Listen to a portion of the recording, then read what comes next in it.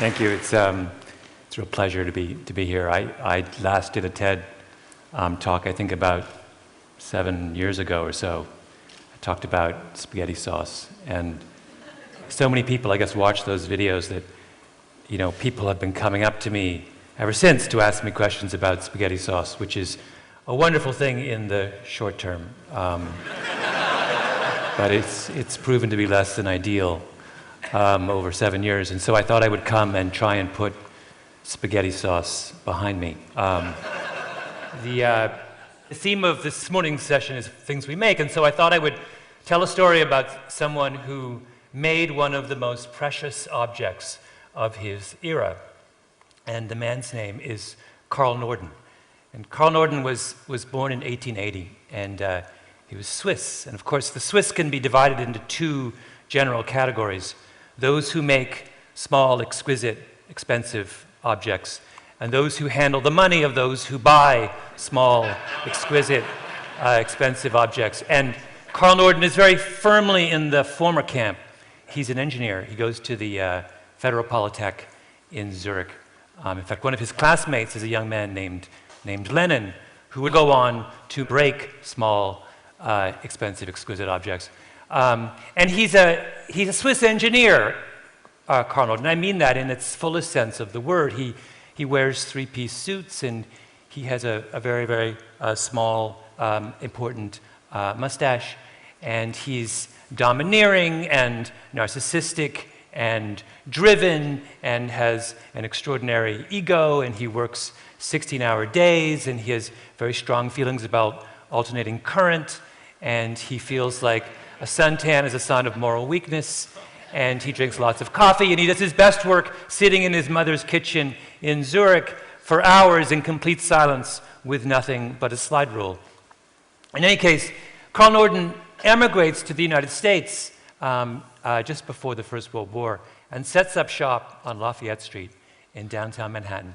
And he becomes obsessed with the question of how to drop bombs from an airplane. Now, if you think about it, in the age before GPS and radar, that was obviously a really difficult problem, right? It's a complicated physics problem.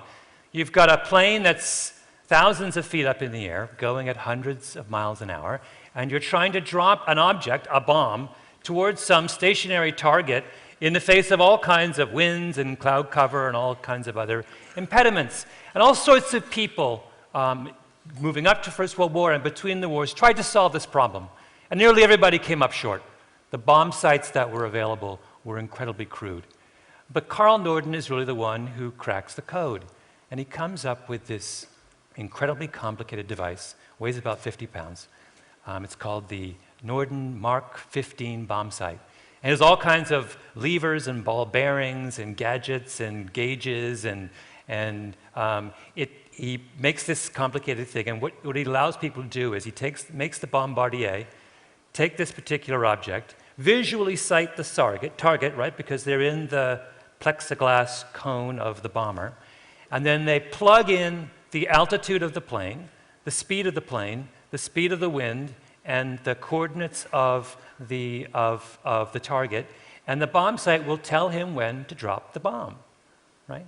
And as Norden famously says, you know, before that bomb sight came along, bombs would routinely miss their target by a mile or more. But he said with the Mark 15 Norden bomb sight, he could drop a bomb into a pickle barrel at 20,000 feet. Now, I cannot tell you how incredibly excited the US military was by the news of the Norden bomb sight, right? It was like manna from heaven. Here was an army that had just had experience in the First World War, right? Where millions of men fought each other in the trenches, getting nowhere, making no progress. And here someone had come up with a device that allowed them to fly up in the skies high above enemy territory and destroy whatever they wanted with pinpoint accuracy. And the US military spends $1.5 billion in 1940 dollars developing the Norden bomb sight. And to put that in perspective, the total cost of the Manhattan Project was $3 billion. Half as much money was spent on this Norden bomb sight as was spent on the most famous military-industrial project of the modern era. And there were people, strategists within the US military, who genuinely thought that this single device was going to spell the difference between defeat and victory when it came to the battle against the Nazis and against the Japanese. And for Norden as well, this device had incredible moral importance, because Norden was a committed Christian. In fact, he would always get upset when people referred to the bomb sight as his invention, because in his eyes, only God could invent things. He was simply the instrument of God's will. And what was God's will? Well, God's will was that the amount of suffering in any kind of war be reduced to as small amount as possible, right? And what did the Norden bomb sight do? Well, it allowed you to do that. It allowed you to bomb only those things that you absolutely needed and wanted to bomb. So in the years leading up to the Second World War, the US military buys 90,000 of these Norden bomb sights at a cost of $14,000 each, again in 1940 dollars. That's a lot of money.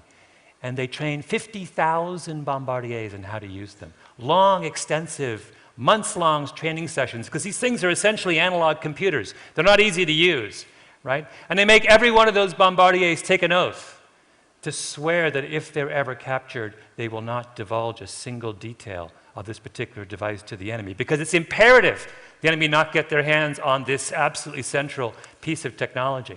And whenever the Norden bomb sight is taken onto a plane, it's escorted there by a series of armed guards, and it's carried in a box with a canvas shroud over it, right? And the box is handcuffed to one of the guards. And it's never allowed to be photographed. And there's a little incendiary device inside of it, so that if the plane ever crashes, it will be destroyed, and there's no way the enemy can ever get their hands on it. The Norden bomb sight is the Holy Grail. So what happens during the Second World War? Well, turns out it's not the Holy Grail. In practice, the Norden bomb sight can drop a bomb into a pickle barrel at 20,000 feet, but that's under perfect conditions. And of course, in wartime, conditions aren't perfect. First of all, it's really hard to use, really hard to use. And not all of the people who are, of those 50,000 men who are bombardiers, have the ability to properly program an analog computer. Secondly, it breaks down a lot, right? It's full of all kinds of gyroscopes and pulleys and gadgets and ball bearings, and they don't work as well as they ought to in the heat of battle. Thirdly, when Norden was making his calculations, he assumed that a plane would be flying at a relatively slow speed at low altitudes, right? Well, in a real war, you can't do that. You'll get shot down. So they start flying them at high altitudes, at incredibly high speeds, and the Norden bomb sight doesn't work as well under those conditions. But most of all, the Norden bomb sight required the bombardier to make visual contact with the target. But of course, what happens in real life? There are clouds, right? It needs cloudless sky to be really accurate. Well, how many cloudless skies do you think there were above Central Europe between 1940 and 1945, right? Not a lot. And then to give you a sense of just how inaccurate the Norden bomb sight was, there was a famous case in 1944 where the Allies bombed a chemical plant in Leuna, Germany.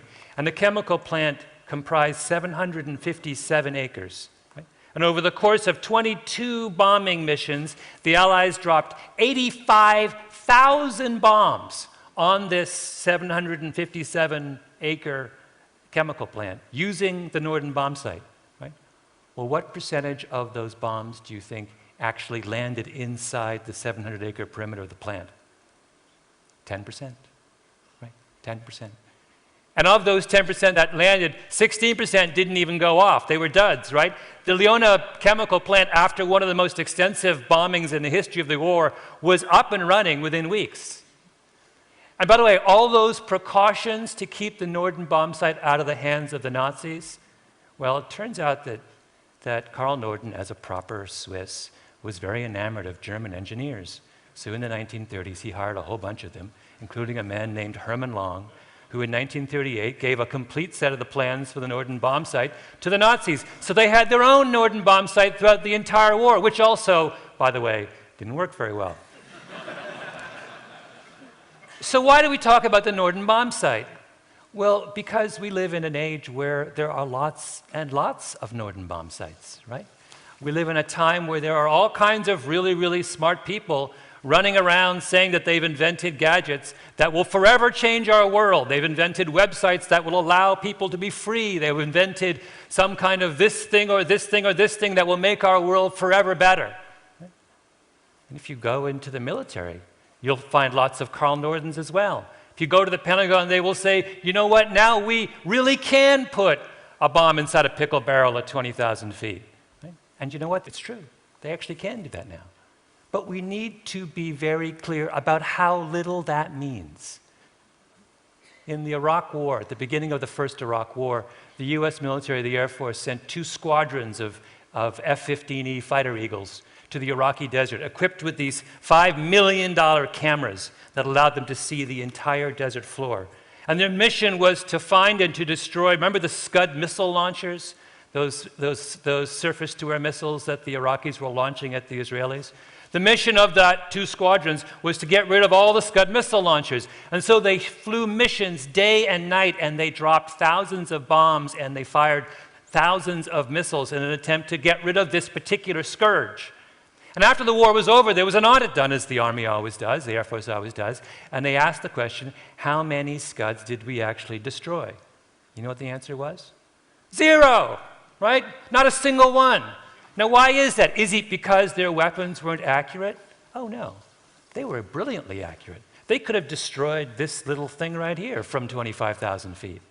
The issue was they didn't know where the Scud launchers were, right? The problem with bombs and pickle barrels is not getting the bomb inside the pickle barrel, it's knowing how to find the pickle barrel, right? That's always been the harder problem when it comes to fighting wars. Or take the battle in Afghanistan. What is the signature weapon of the CIA's war in northwest Pakistan? It's the drone. What is the drone? Well, it is the grandson of the Norden Mark 15 bomb sight. It is this weapon of devastating accuracy and precision.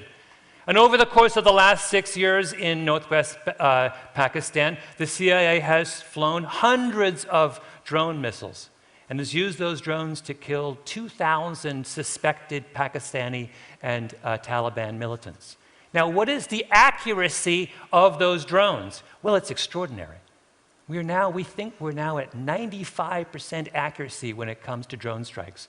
95% of the people we kill need to be killed, right? That is one of the most extraordinary records in the history of modern warfare.